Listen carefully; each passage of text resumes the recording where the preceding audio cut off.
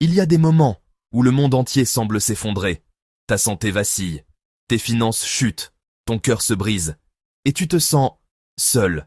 Dans ces instants-là, ni les amis, ni les réseaux sociaux, ni les solutions humaines ne suffisent.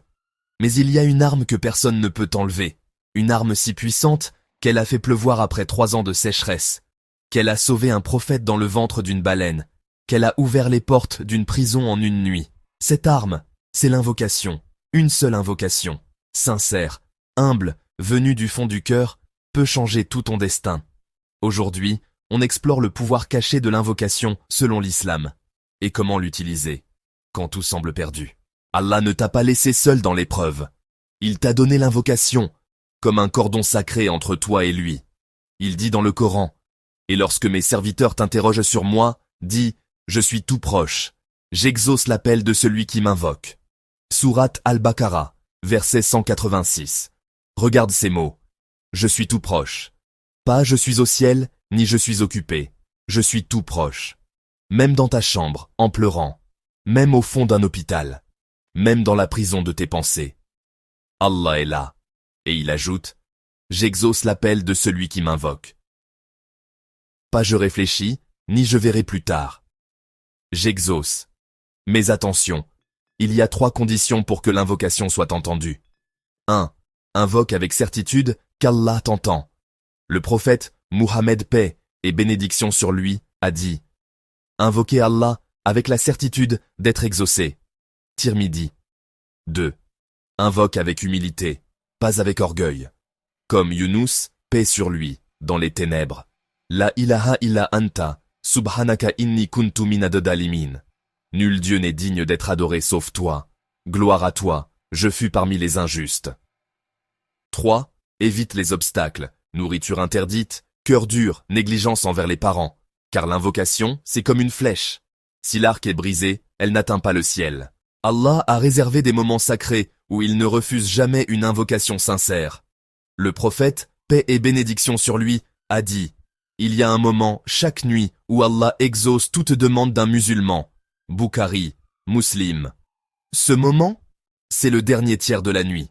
Quand tu te lèves, le cœur encore lourd, et que tu dis simplement, Ya Allah aide-moi. Il y a aussi, entre l'adhan et l'iqama pendant la prosternation, le serviteur est le plus proche d'Allah quand il est en prosternation. Muslim, le vendredi, après la serre, et quand tu romps ton jeûne. Mais le plus puissant, quand tu es brisé. Le prophète, paix et bénédiction sur lui, a dit, l'invocation de celui qui est opprimé, même s'il est mécréant, il est exaucé. Ahmad, authentifié par Al-Albani. Donc imagine, si Allah exauce l'invocation d'un mécréant opprimé, combien plus celle d'un croyant sincère. Un frère m'a dit un jour, j'ai tout perdu, mon travail, ma famille, ma foi. Une nuit, je me suis effondré, et j'ai dit, Allah, si tu existes, montre-moi un signe. Le lendemain, une main inconnue a frappé à sa porte, avec un panier de nourriture, et un mot, Allah t'aime, continue. Ce n'était pas un miracle spectaculaire, mais c'était la miséricorde d'Allah, en action. Tu n'as pas besoin de mots parfaits. Allah comprend le langage du cœur, pas seulement celui de la langue, mais, voici 3 clés pour une invocation puissante.